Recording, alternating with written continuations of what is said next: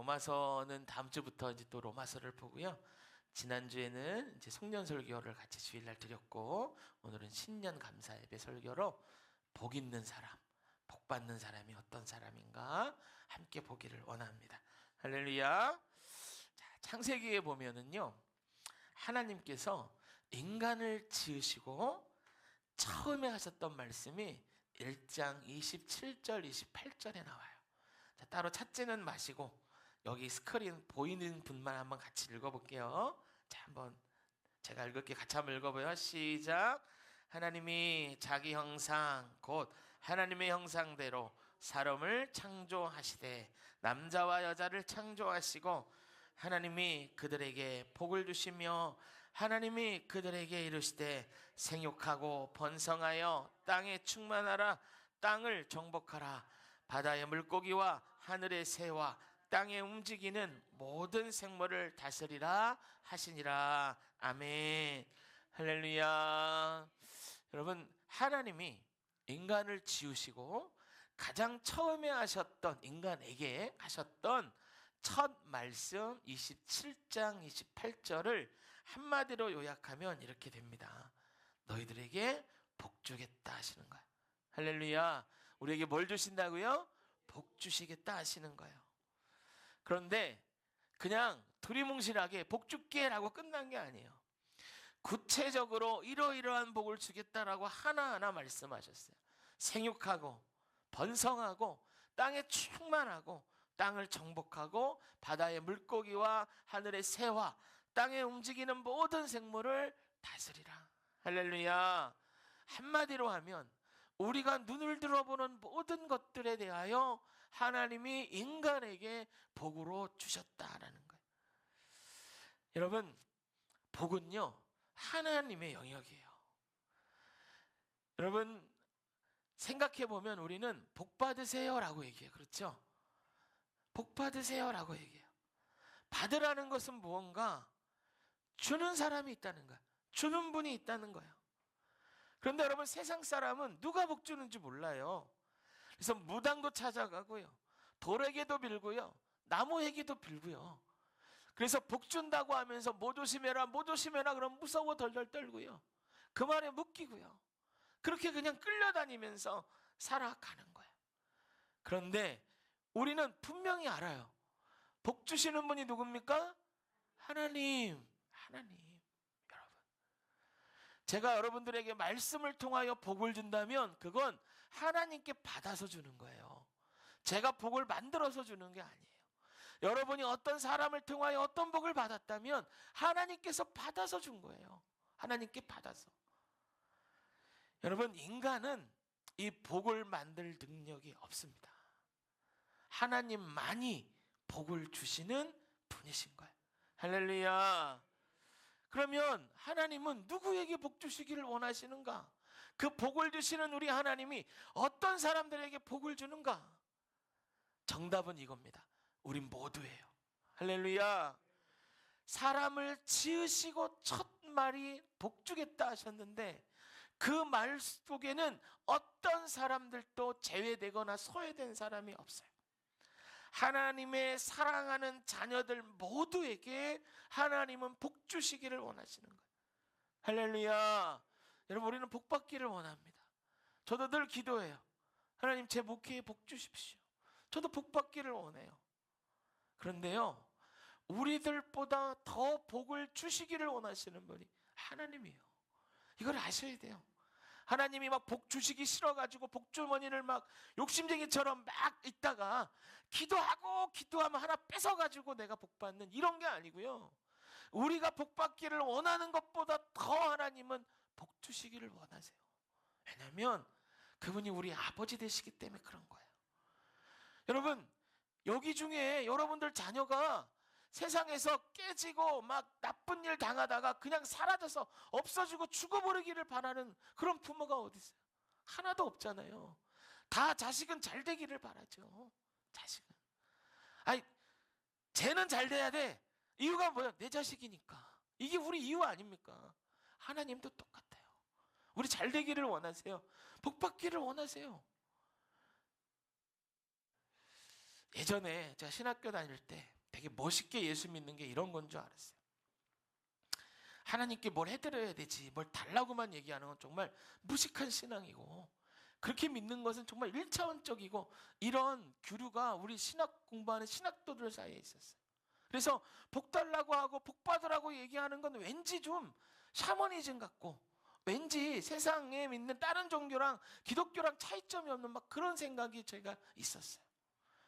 그런데 제가 존경하는 목사님이 이런 말씀을 하셔서 제가 이것이 깨졌어요. 그렇게 얘기하더라고요. 아니, 성경에 이렇게 복이 많고 하나님이 이렇게 복을 주시기를 원하신다고 하는데 왜 이렇게 건조한 사막처럼 하나님을 믿으려고 합니까? 이렇게 말하더라고요. 왜 이렇게 건조한 드라이한 사막처럼 하나님을 믿으려고 합니까?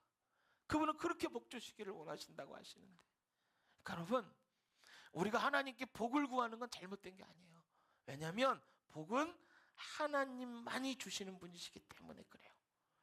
누군가에게 복을 받았다면 기억하세요. 그 사람이 준 게 아니고 그 사람을 통하여 하나님이 주신 거예요.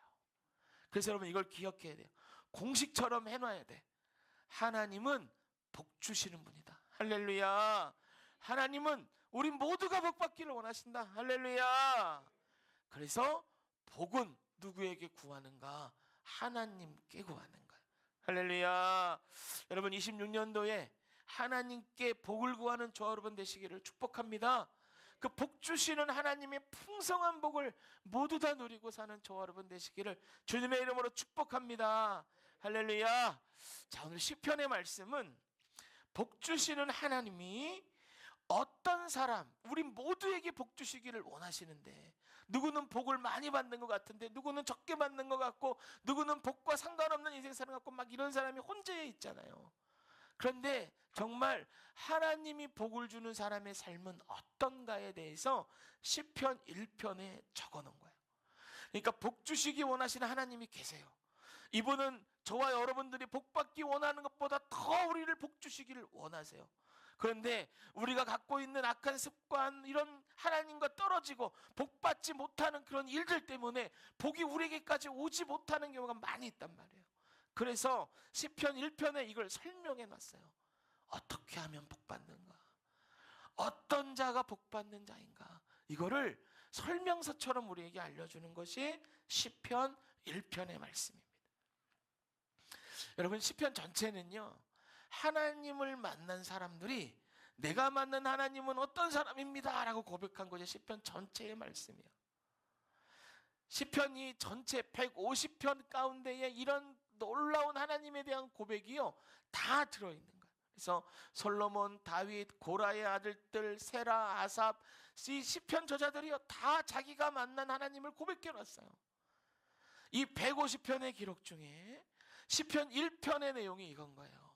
복 있는 사람은, 할렐루야, 하나님이 복 주신다, 이거를 시편 1편에 기록해 놓았고요. 복 주시는 하나님을 만난 그 사람이 하나님을 만난 감동을 1절 가운데 기록해 놓았어요. 1장 가운데, 시편 1편 가운데. 그럼 여러분, 퀴즈 하나 낼까요? 시편 1편은 여러분 누가 기록했을까요? 다윗. 네, 일 수도 있어요. 네. 왜냐하면 잘 몰라요. 명확하게 저자가 기록되어져 있진 않아요. 어떤 시편은 저자가 명확하거든요. 그런데 제가 다윗일 수도 있다라고 얘기하는 건 그 근거가 있어요. 시편 전체에 다윗이 쓴 시편이 제일 많아요. 그리고 1편과 2편은요 연결돼요. 그리고 다윗이 지은 시편 35편에는 시편 1편과 비슷한 표현이 나와요. 그게 바람에 나는 겨라는 표현이에요. 그래서 이런 문체의 유사성, 시편을 가장 많이 쓴 다윗, 1절과 2절이 이어지는 것, 이런 것들을 볼 때에 확실히 100%는 아니지만 많은 학자들이 얘기해요. 이건 다윗이 쓴 게 맞는 것 같다. 저도 여러 책들을 공부하고 문서들을 볼 때에 다윗이 쓴 게 맞는 것 같아요. 그래서 시편 1편이 다윗이 썼다는 전제하에서 제가 이제 설교 말씀을 드립니다. 여러분 다윗이요, 복 있는 사람은 이라고 썼어요. 다윗이 그러니까 자기가 복을 받았다는 거예요, 안 받았다는 거예요? 받았다는 거예요. 자기가 만난 하나님이 복 주시는 하나님이었다는 거예요? 아니면 복을 뺏어가는 하나님이었다는 거예요? 복 주시는 하나님이었다는 거예요. 우리가 다윗을 생각할 때 다윗 정도 되니까 복 있는 사람이라고 썼지, 당연히 다윗이니까 썼겠지, 이런 생각이 들 수 있어요. 그런데 여러분, 다윗의 인생을 살펴보면 그렇지 않아요. 그의 인생은 복과는 거리가 먼 그런 사건들이 인생 가운데 너무 많이 등장해요. 여러분, 다윗이 10대 때의 삶이 어땠습니까? 집에서 쫓겨나서 들판에서 양치며 살았어요. 우리는 양치기에 대한 낭만이 있거든요. 그러니까 옛날에 성화 같은 게 보면은 푸른 초장에 누워가지고 별이 반짝이고 다윗 같은 사람이 하프를 켜고 있는 거예요. 이게 양치기에 대한 낭만이에요. 그런데 진짜 양치기는 그렇지 않아요. 광야에 있고요. 그 성경에 보면은 야곱이 양칠 때 자기 얘기하는데 이렇게 얘기해요. 낮에는 더워서 밤에는 추워서 견딜 수 없었다. 짐승들이 나타나는 게 두려웠다. 이 얘기가 성경에 나와요. 그러니까 양치기는요, 정말 최하층에 있는 최하층 사람들이 하는 일이에요. 근데 10대 시절 다윗은 집에서 쫓겨나듯이 들판에 가서 양치며 살았어요. 그렇게 살다가 사무엘 선지자 만나죠. 기름 부음을 받아요. 그리고 왕이 된 게 30대란 말이에요. 30세 때. 그러면 10년을 사울에게 쫓겨다녔으니 다윗의 20대는요 도망자로 사는 거예요. 전부를 도망자로 20대를. 여러분 20대 어떻게 사셨어요? 그래도 가장 빛날 때 아닙니까? 가장 좋을 때 아닙니까? 근데 인생의 황금기를 다 도망자로 살았단 말이에요. 30대에 왕이 됩니다. 그리고 왕국의 전성기, 가장 많은 권력을 가졌을 40대 후반, 50대 초반, 지금의 제 나이쯤 됐을 때 어떤 일이 있었나? 밧세바와 간음 사건이 일어나요. 그 결과 밧세바와 다윗 사이에서 나온 첫 번째 아들이 죽어요. 낳자마자 죽어요. 여러분, 부모가요 어린 자녀를 가슴에 묻고 살아야 돼요. 아시죠? 부모는 죽으면 땅에 묻지만 자식은 가슴에 묻는데요. 그만큼 못 잊는다는 거 아니에요. 50대 초반에 이런 일이 있었어요. 다윗은 70대까지 살아요. 다윗이 이제 60대 중반쯤, 그러니까 인생 말년이죠. 말년이 되었어요.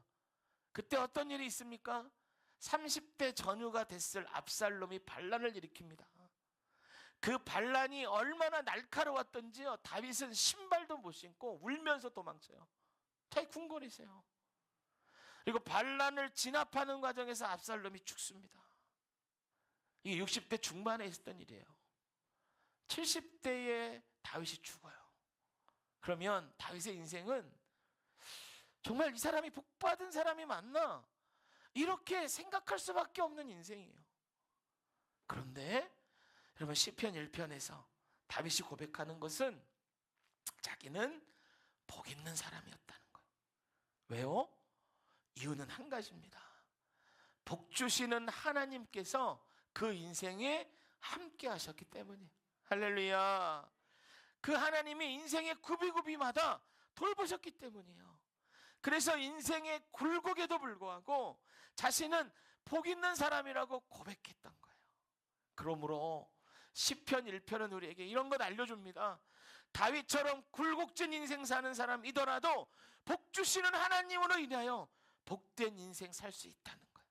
할렐루야. 여러분, 우리가 인생에 굴곡이 많고 삶이 힘들고 어렵고 그런 삶을 산 사람이더라도 우리 하나님이 돌보시면 복된 사람이 될 수 있는 줄로 믿습니다. 할렐루야. 여러분, 다윗의 인생을 통하여 하나님이 증명하신 한 가지가 있어요. 그건 뭐냐? 그 하나님이 얼마나 자기 백성들에게 복 주시기를 원하시는가. 다윗 같은 인생에도 복 주시는 하나님이라면 정말 그 하나님이 복 주시기 안 달라신 하나님이란 거 우리가 알 수 있는 거예요. 그리고 시편 1편을 읽는 우리는 이걸 알 수 있죠. 다윗 같은 인생도 복받은 인생으로 살 수 있다면 나도 할 수 있다라는 걸 우리가 알 수 있는 거예요. 그리고 그 복에 대하여 어떻게 복을 받는지 이것을 설명서처럼 우리에게 말해주고 있는 것입니다. 할렐루야. 그래서 우리가 이 새해 첫 예배 때, 첫 주일 예배 때 시편 1편을 보는 거예요. 우리가 이 말씀을 통하여 26년을 정말 하나님의 복 받는, 복 있는 사람으로 살아가시는 저와 여러분 되시기를 축복합니다. 자, 시편 1편을 본격적으로 한번 보시죠. 시편 1편은요, 세 가지로 우리에게 말씀해줘요. 복 받는 사람이 어떤 사람인가. 1절 한번 같이 읽어볼까요? 1절 시작. 복 있는 사람은 악인들의 꾀를 따르지 아니하며 죄인들의 길에 서지 아니하며 오만한 자들의 자리에 앉지 아니하고. 1절만. 여러분, 이거를 한마디로 얘기하면 이거예요. 네가 지금 누굴 만나고 있는가를 보라는 거예요. 네 주변에 어떤 사람이 있는가 보라는 거예요.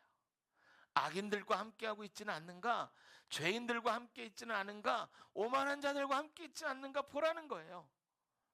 이것이 첫 번째 조건이라는 거예요. 여러분, 오만한 자와 함께 있으면 오만한 사람이 돼요. 죄인들을 만나면 죄인의 길에 설 수밖에 없어요. 그렇게 되면 악인의 꾀를 따르다가 복 받는 자가 되지 못하는 거예요. 그래서 여러분, 복 받는 자가 되기 위해서는 지금 내가 어디에 서 있는지를 살펴보는 것이 중요해요. 할렐루야.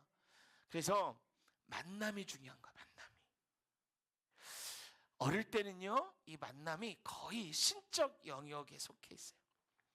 왜냐하면 이런 거죠. 여러분, 아기들이 태어나면 부모를 고를 수가 없어요. 애들이 이제 새학년이 되고 한 학년씩 올라가잖아요. 그렇게 되면 좋은 선생님과 좋은 친구를 만나야 되는데 이건 부모가 원한다고 되는 게 아니에요. 3살 친구 8까지 간다는 말이 있잖아요. 그러니까 만남이 이 아이의 인생에서 너무 중요한데 그건 우리 힘으로 컨트롤이 안 된다고요. 결혼은 어떻습니까?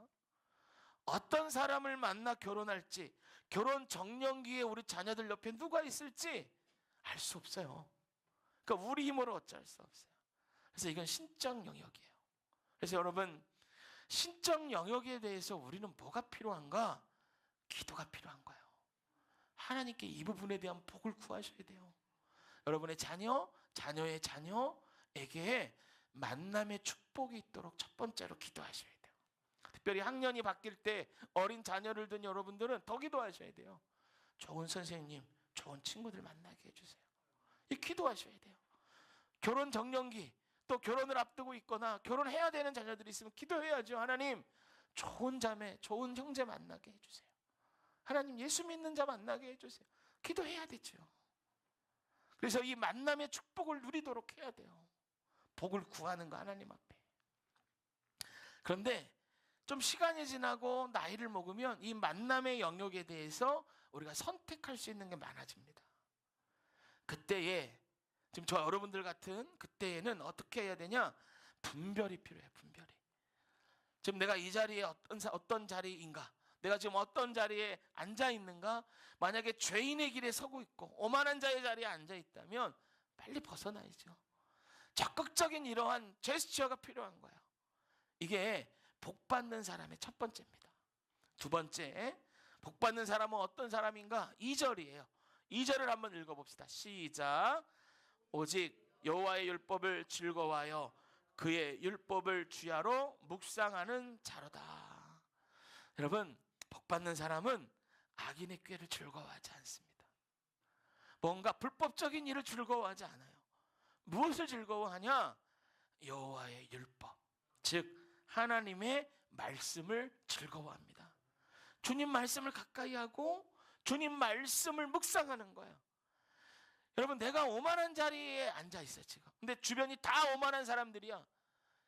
내가 악인의 길에 앉아 있어. 근데 다 악한 사람들이야. 그러면 그 사람들이 뭐만 해도 잘했다 잘했다 해요. 오만한 짓을 해도 잘했다 잘했다. 악인의 꾀를 따라가는 것을 보면서 아이고 너무 잘한다 이런단 말이에요. 그러면 이런 자리에 있는 사람이 어떻게 자신을 돌아보고 거기서 벗어날 수가 있겠어요? 주의 말씀으로 하는 거예요. 할렐루야. 그래서 우리는 성령을 가까이 해야 됩니다. 내 안에 말씀이 흥황케 되도록 읽고 또 읽고 그 말씀이 우리 삶의 기준이 되어야 돼요. 그러기 위해서 묵상이 필요합니다. 말씀을 밤낮으로 묵상해야 돼요. 여러분, 말씀으로 우리 안이 가득 차면요, 우리 입에 뭐가 달라지냐? 믿음의 말이 나오기를 시작해요. 사람은 입력된 게 나오거든요. 컴퓨터 생각해 보세요.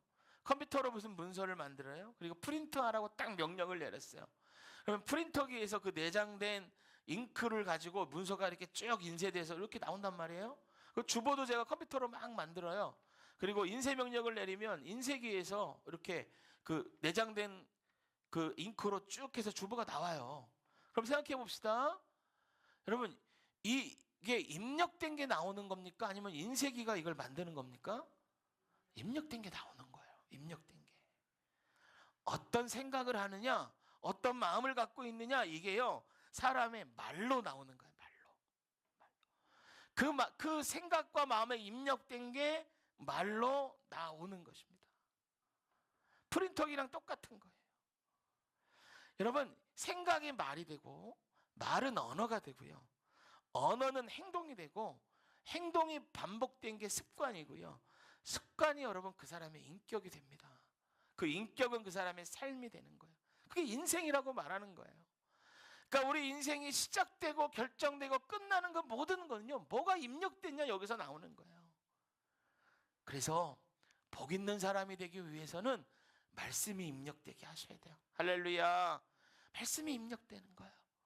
여러분, 가랑비에 옷 젖듯이 말씀이 입력되면 어떤 상황이 있을 때 말씀이 떠올라요.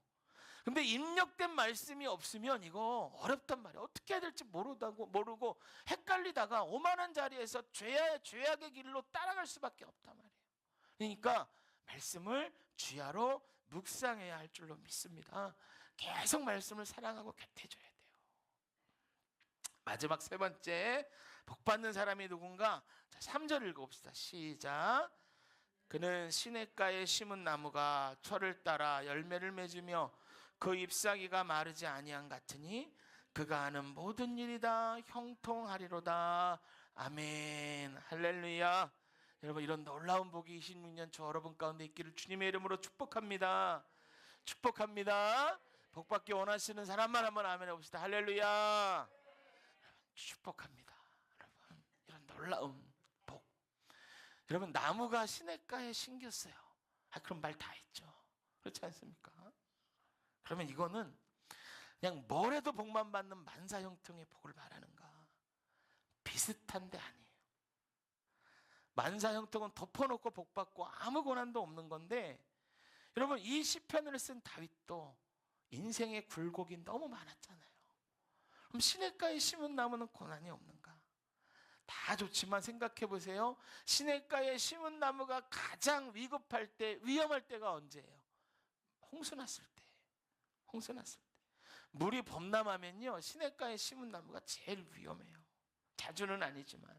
그래서 그렇게 하나님의 복받는 사람들도 살다 보니 물이 범람하는 때 같은 때가 있더라는 거예요.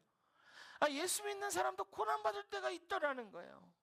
여러분, 세상에서 말씀대로 선하게 하나님 기뻐하시게 살다 보면 핍박도 받아요. 질투도 받습니다. 때로는 모함도 당하죠. 여러분, 오늘 설교를 잘 듣고 이제 우리 삶을 돌아보면서 내가 어떤 사람의 말에 영향을 받는가, 나를 악한 길로 이끄는 사람이 누군가 이렇게 생각하면서 이 인간관계를 좀 정리하려고 했다고 생각해 보십시오. 그럼 주변 모든 사람이 다 좋아할까요? 박수 쳐줄까요? 그렇지 않은 사람도 분명히 있는 거예요.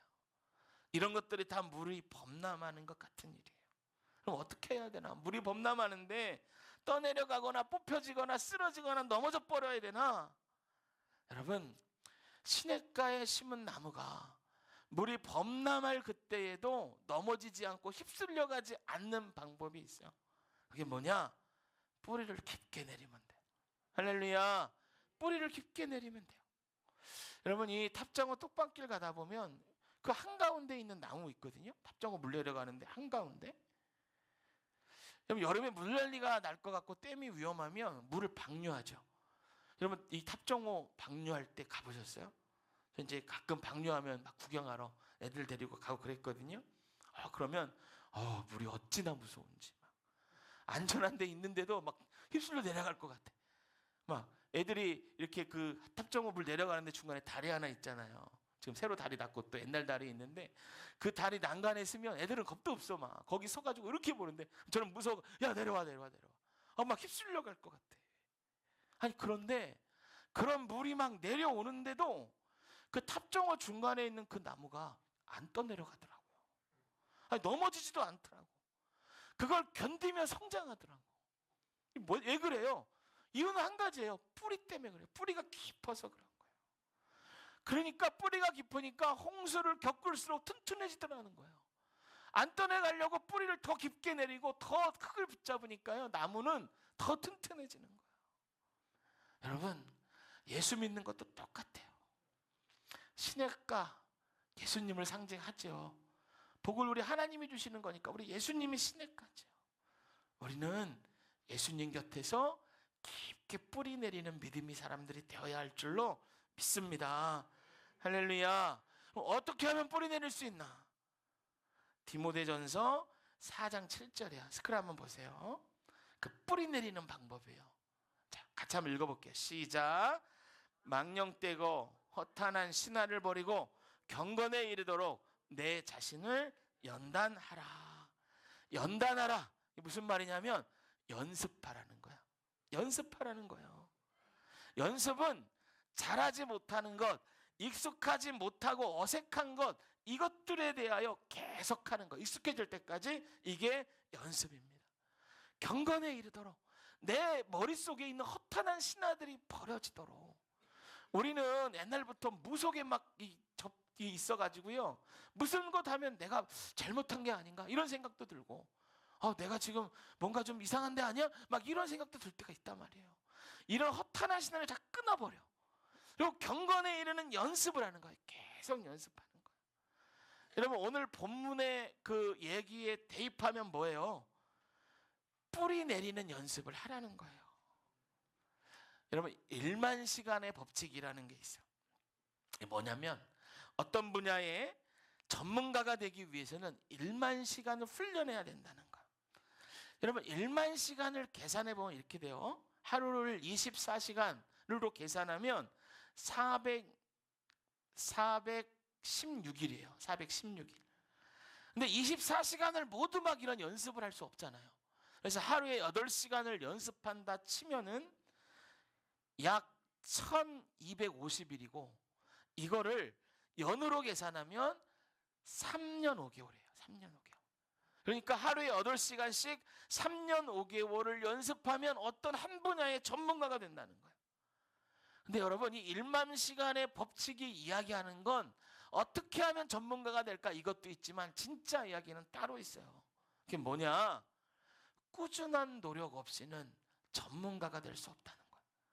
그러니까 우리 삶에 꾸준한 노력이 필요하다는 거예요. 연습 없이는 누릴 수 없다는 거예요. 신앙도 마찬가지죠. 그래서 우리 예수님 말씀하시는 거예요. 경건을 연습하라 라고 말씀하시는 거예요. 그러니까 우리는 신학가 되신 예수님 옆에서 계속해서 뿌리 내리는 연습을 해야 돼요. 그래서 뿌리를 굳게 내리고 세상에 홍수가 와도 넘어지지 않도록 날마다 우리의 믿음을 성장시켜 나가야 돼요. 그래서 여러분 한 번 믿으면 끝까지 믿는 거예요. 한 번 교회 나오면 무슨 일이 있어도 주일 성수는 하는 거예요. 왜? 예배를 자꾸 빠지면 뿌리를 깊게 내릴 수가 없어요. 이렇게 우리가 연습하잖아요. 성령님이 도와주십니다. 마치 이런 것 같아요. 복리의자가 붙는 것 같아요. 여러분 은행에서 통장을 만들 때 복리의자가 붙는 게 있단 말이에요. 몇 배로 불어나는 그런 통장들이 있더라고요. 그런 것 같아요. 우리가 경건의 연습을 하면 하나가 되면 이제 2개가 되고 4개가 되고 복리로 올라가요. 그게 경건의 연습이에요. 이런 사람이 복 있는 사람이 되는 거예요. 할렐루야. 다윗이 그렇게 굴곡진 인생을 살았지만 복 있는 인생이 될 수 있었던 비결이 바로 여기에 있는 거죠. 여러분 이제 말씀을 마무리합니다. 사랑하는 성도 여러분, 기억하십시오. 하나님은 여러분들이 복받기 원하는 것보다 더 복 주기를 원하고 계세요. 어떻게 복을 받는가? 시편 말씀에 그 해답이 있습니다. 그래서 나를 한번 돌아보세요. 내가 지금 어느 자리에 있는가? 그래서 내 주변에 나를 자꾸 죄로 이끄는 사람이 있다면 인간관계를 정리하셔야 돼요. 그리고 하나님의 말씀이 기준이 되어 판단하게 돼야 돼요. 그렇게 하루하루를 살아가시고 말씀을 사랑하고, 그리고 예수님 곁에 뿌리 내리는 연습을 계속해서 우리가 뿌리 깊은 나무로 세워져 갈 때 우리의 26년이 복 주시는 하나님의 복을 충만히 받는 복 있는 26년 될 수 있을 줄로 믿습니다.